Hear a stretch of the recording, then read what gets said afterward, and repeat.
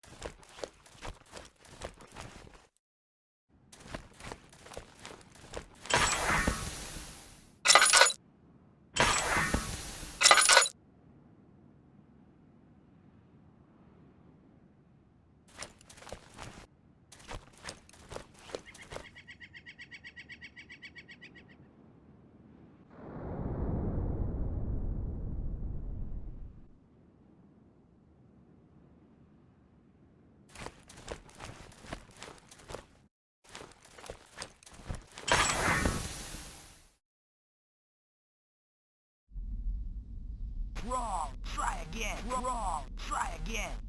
Wrong. Try again.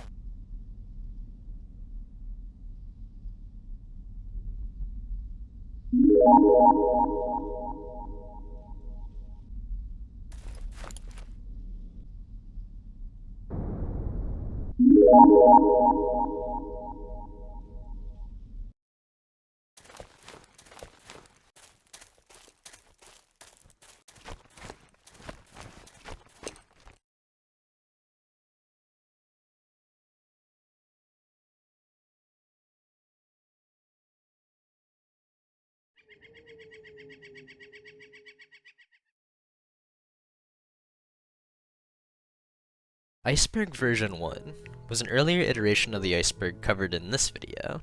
As one would probably guess, it was an iceberg chart holding swaths of entries pertaining to the group's lore.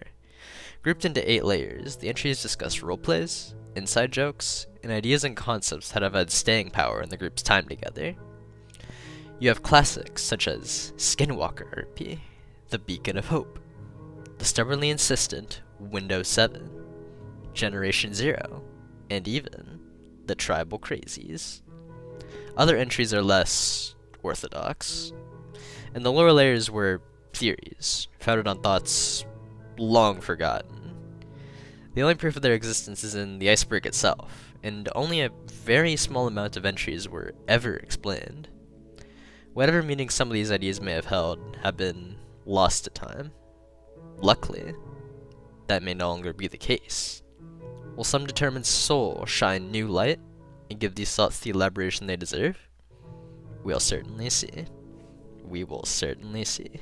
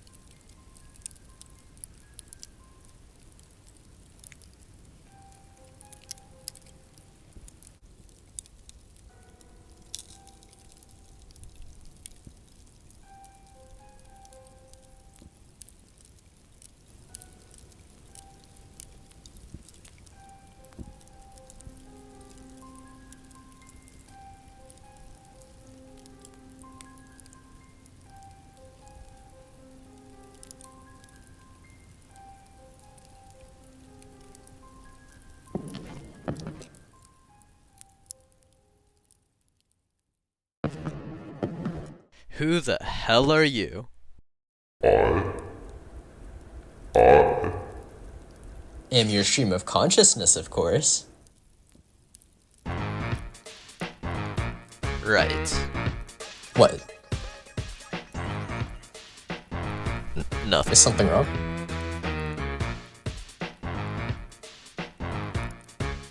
No. Oh, well, nice.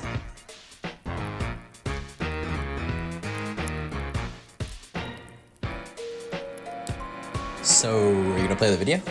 I'd love to watch. And I'm sure you would too. That's why you're here, right? Pretty much. Right? Yeah. Well, in the meantime, I'll just have a look around.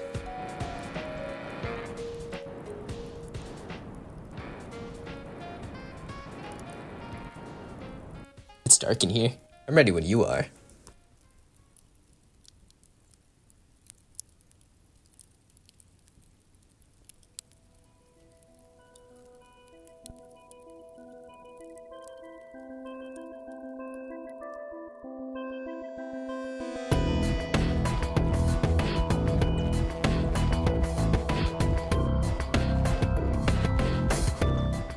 The Voice Changer.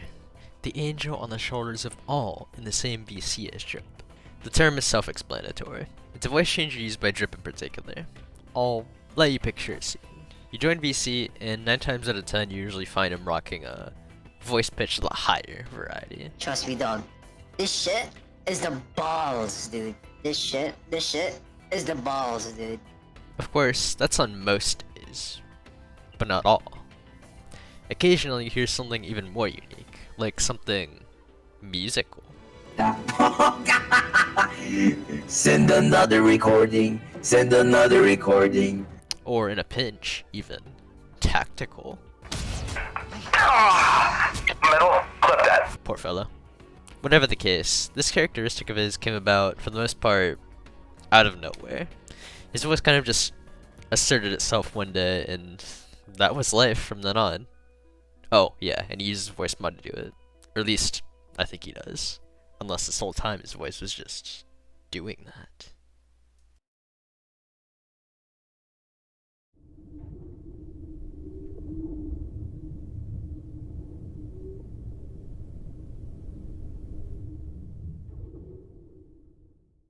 This entry refers to the fact that Drip is Filipino.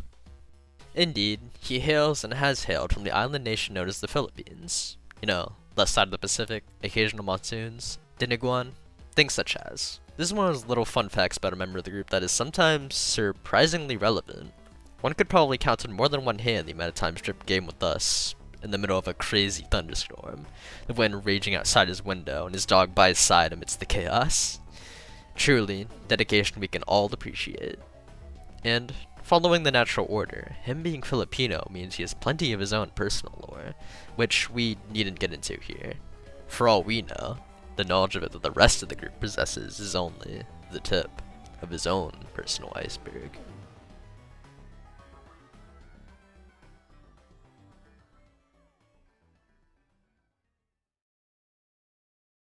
So why is his name Drip? What? How did you... Also, is it just me, or did this room look different about 2 minutes and 46 seconds ago?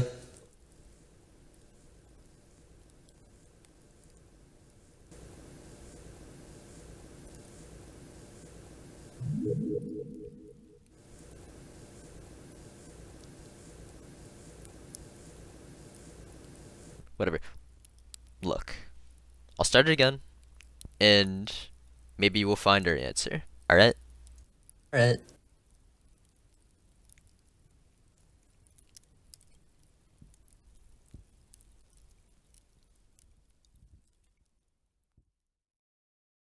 By the way, your car's getting towed. What? I can I don't... I can go deal with it if you want. Sure, please. Okay.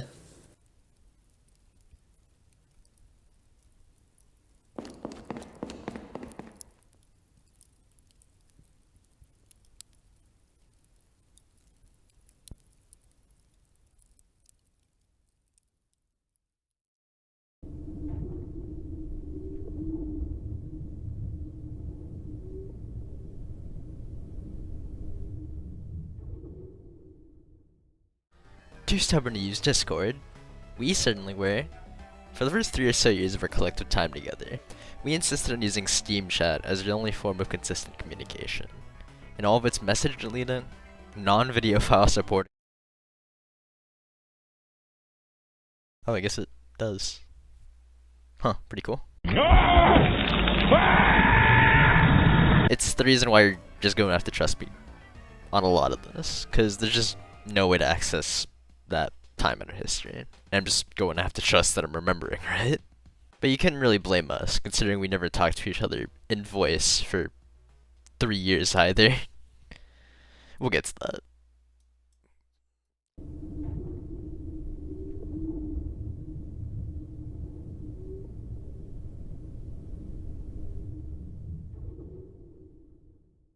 So if you were to ask around, you'd find that most people know D3 as D3. But of course, there's more to it than that. For those who've been around, you'll know that he's gone by many a name. Recently, Starlight Stealer. Go further back, and you'll find the CNR, the included. Go even further back, and you'll find Deadly Dud. Each name has a specific origin. D3, for instance, originates from Deadly Dead, and it was actually the first nickname given to him by his first ever friend on Xbox Live. The original name was Deadly, and that eventually shortened into the 2-character word that we know today. And if not for him, who knows what else he would have been called, other than, well, CNR, inspired by the Steam name of his older brother, JCB. And if he never had an older brother, then maybe Starlight Stealer, coming from a song you happen to be listening to when making a name for Animal Jam. Either way, it's quite a lot. Starlight Stealer, D3, CNR. Could you imagine if they all met?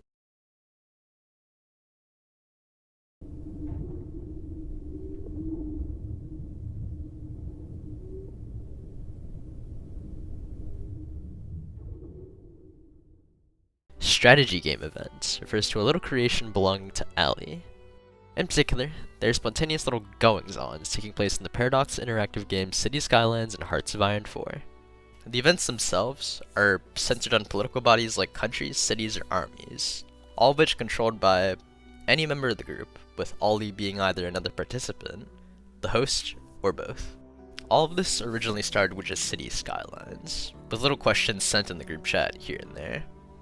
Questions like, Drip, what should I do with this road? Or, Piss, what should this city's economy specialize in? All that jazz. But as time went on, the questions got deeper. Ollie's stagehanding and the situations he put us in got more creative and nuanced. D3, the city is under your command. Where do you want to put it? Drip, you're D3's neighbor. Want to attack him? With a wave of Ollie's hand, simple city management became a struggle for power and territory. And like war itself, it only escalated. Each group member found themselves assigned countries to manage, decisions to make, problems to solve. Ollie ended up using entire maps to house this front for diplomacy and bloodshed. Eventually, this theater of war moved to Hearts of Iron 4, and it got even uglier. Ollie had been dabbling in modding, and made maps resembling the ones he was using in City Skylines, but in an environment designed to support all the little nuances of conflict, from tech to economy to all the other things Hearts of Iron 4 does. And this gave rise to what we now know as the Land of Portus. And to fit all of the conflicts that are always somehow going on, is further balkanized into 4 different countries. Linia, led by Drip, Noki, led by Piss, Ferenz, led by D3, and Ketska, led by Ollie. And like the rest of Ollie's events, each country had its own unique characteristics, from being rural to being full of corn to being constantly rainy to all that. They never really settled their differences, and so the land has stood in a silent, bitter stalemate ever since. But just to be clear, it wasn't always treated as seriously as it's being framed here. Based on how people responded to Ollie sometimes, you could probably tell that. All of this at the behest of their troops, their people, or Ollie Gaming, trying his best to keep it coherent. But that last point does highlight something worth mentioning. It was normal to goof off from the quote-unquote intended experience, but Ollie kept making new events and scenarios and strategies and things to do for us nonetheless. He put genuine detail and effort into the stats and abilities in each of our countries, among all the other custom stuff he shares with the group. It could be argued that this type of thing contributed in a very important way to the group's little culture. If someone asked for one thing that makes the group unique, Ollie's events would be pretty hard to pass on. To have these little personalized things made for us and getting to interact with each other in such an indirect way is pretty cool when it works. It's something nobody really seems to speak about, but who knows how different the vibes would be if it were gone.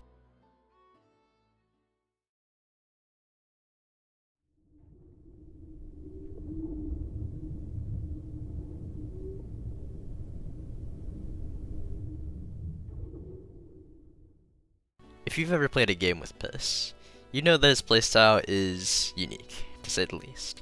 Picture this scene. You just make it back from base in the group's hottest new survival game. You're filled to the brim with treasures of the highest caliber. You prepare yourself to stuff it all into your specified valuables chest. And what do you find?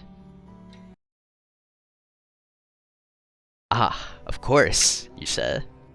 You have been reminded that you share your home with the Piss Messiah. So you decide to play a linear shooting game. It's gonna be hard to break any rules or anything of that sort here, right? You aren't given that much freedom. Until you remember who you're playing with.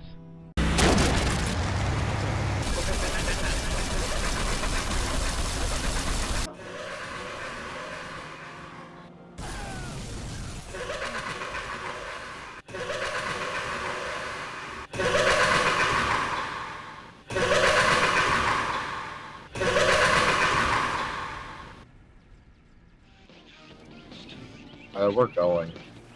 Where? Hell if I know. But we're about to find out.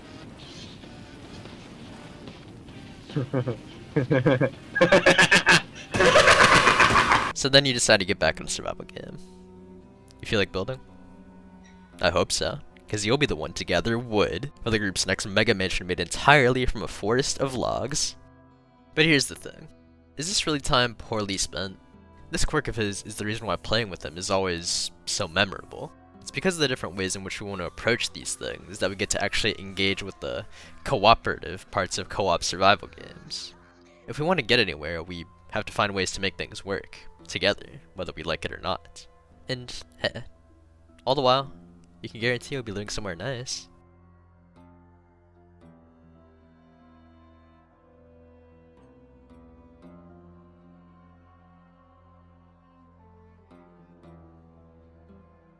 In retrospect, maybe this is the preferable way to play these games. Sure, you can go through any old level in some by-the-book shooter and forget about it a day later, yeah. But have you ever experienced spending an hour in the same room trying to get a warthog through a corridor made for a single person on foot? I bet you haven't, because you haven't played with the Piss Messiah. As such, if not for this defining trait, would we even have half the memories we do? Hard to say.